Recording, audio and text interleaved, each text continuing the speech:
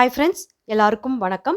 சிறகுகளின் பயணங்களில் நான் இன்னைக்கு உங்களுக்கு செஞ்சு காமிக்க போகிறது மொசுக்கு கீரை ரசம் தான் செஞ்சு காமிக்க போகிறேன்.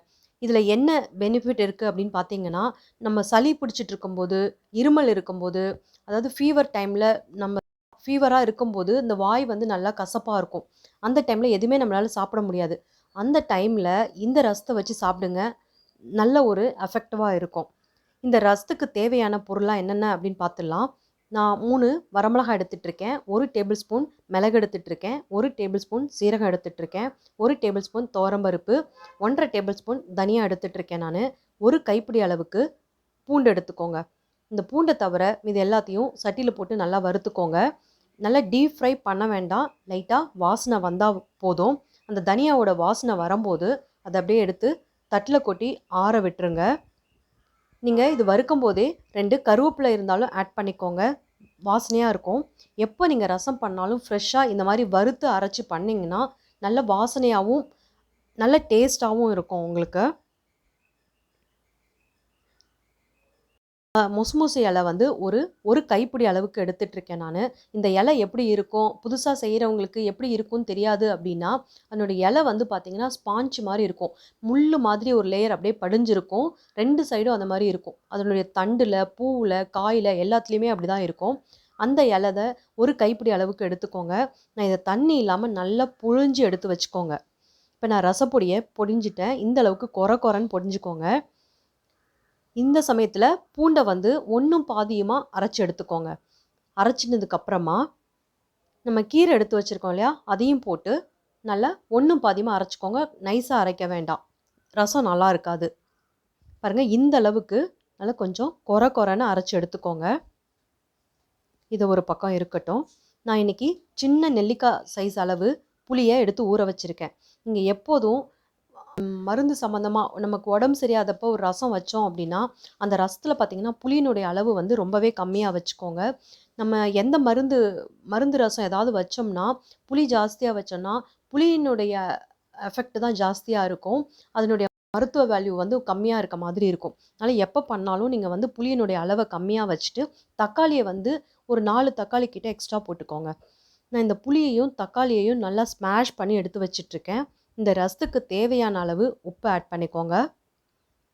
ஒரு 1/4 டேபிள் ஸ்பூன் கிட்ட மஞ்சத்தூள் ஆட் பண்ணிக்கோங்க. நம்ம அரைச்சி வச்சிட்ருக்கோம் இல்லையா ரசப்பொடி, இது எல்லாத்தையும் அதோடு சேர்த்து நல்லா கலந்து விட்டுக்கோங்க. கொத்தமல்லியும் கொஞ்சமாக கீரி இதோட நல்லா கலந்துக்கோங்க. நம்ம பொடி பண்ணோம் இல்லையா ஜாரு, அதில் கொஞ்சமாக தண்ணி ஊற்றி அதையும் கலந்து இதோட நல்லா கலந்து அதனுடைய சாறு ஃபுல்லாக, அந்த மொசுக்கு இலையோடைய சாறு ஃபுல்லாக இறங்குற அளவுக்கு நல்லா கரைச்சி ஒரு 10 நிமிஷம் அது ஒரு பக்கம் இருக்கட்டும்.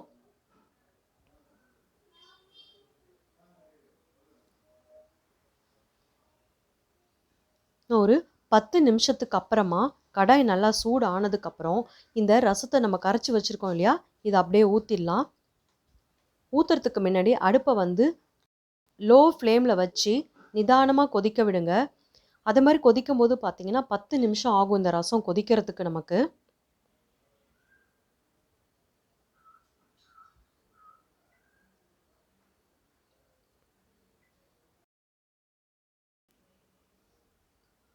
இந்த சமயத்தில் நம்ம கொஞ்சமாக பெருங்காயத்தூள் ஆட் பண்ணிக்கலாம். இந்த கீரையை நீங்கள் உங்களுக்கு கிடச்சிது அப்படின்னா இதில் என்னெல்லாம் பண்ணலாம் அப்படின்னு பார்த்தீங்கன்னா, இதில் அடை பண்ணலாம், தோசை பண்ணலாம், சூப்பு பண்ணலாம், குழம்பு வைக்கலாம், துவையல் வைக்கலாம், கஷாயம் வைக்கலாம். சப்போஸ் கஷாயம் சாப்பிடாத பசங்களுக்கு இந்த மாதிரி நம்ம ரசம் வச்சிட்டோன்னா இந்த மொசுக்கு கீரையோட சாறு ஃபுல்லாக அதில் இறங்கியிருக்கும். கண்டிப்பாக அந்த பசங்க வந்து ரசத்தை ஊற்றி சாப்பிடுவாங்க. இது பெரியவங்களுக்குமே ரொம்ப ரொம்ப நல்லது தாங்க. இப்போ பார்த்தீங்கன்னா ரசம் வந்து நல்லா கொதிக்க ஆரம்பிச்சிருச்சு. இந்த சமயத்தில் நான் கொஞ்சமாக வெல்லம் ஆட் பண்ணிக்கிறேன். ஆப்ஷனல் தான், வேணும்னா ஆட் பண்ணிக்கோங்க, இல்லைனா அவாய்ட் பண்ணிடலாம். இந்த வெல்லம் போட்டு ஒரு நிமிஷம் கொதி வந்ததுக்கப்புறம் அடுப்பை ஆஃப் பண்ணிவிட்டு இதை வந்து ஒரு கிண்ணத்தில் மாற்றிட்டு இந்த வாசனைக்காக நான் கொஞ்சமாக கொத்தமல்லி மேலே தூவிக்கிறேன். இந்த ரசத்துக்கு ஒரு தாளிப்பு கொடுத்துடலாம். எந்த ரசமாக இருந்தாலும் அதை நெய்யில் வந்து தாளித்து போட்டிங்கன்னா அவ்வளோ டேஸ்ட்டாக இருக்கும். நெய்யை நான் 1 டேபிள் ஸ்பூன் கிட்ட ஆட் பண்ணிக்கிறேன். நல்லா சூடு வந்ததுக்கப்புறம் கடுகு தாளிச்சுக்கலாம், கொஞ்சமாக சீரகம் தாளிச்சுக்கலாம், ஒரு வரமிளகாவை கிள்ளி தாளிச்சுக்கோங்க. கொஞ்சமாக கருவேப்பிலை போட்டுக்கோங்க. இது நல்லா ஃப்ரை ஆனதுக்கப்புறம் அந்த தாளித்த பொருள் எல்லாத்தையும் ரசத்தில் கொட்டிக்கலாம். நல்ல வாசனையாக இருக்கும் இந்த ரசம். கண்டிப்பாக இதில் பார்த்தீங்கன்னா மருத்துவ குணம் ரொம்பவே அதிகமாக இருக்குது. இந்த கொரோனா டைமில் இந்த மாதிரி ரசங்களெல்லாம் நம்ம அடிக்கடி வாரத்தில் ஒரு நாள் எடுத்துகிட்டே வரலாம் நம்ம. இந்த ரசத்தை நீங்கள் கண்டிப்பாக ட்ரை பண்ணி பார்த்துட்டு உங்களுக்கு பிடிச்சிருந்துன்னா எங்கள் சேனலை லைக் பண்ணுங்கள், கமெண்ட் பண்ணுங்கள், ஷேர் பண்ணுங்கள், சப்ஸ்கிரைப் பண்ணுங்கள். பக்கத்தில் இருக்க பெல் பட்டனை கிளிக் பண்ணுங்கள். தேங்க்யூ.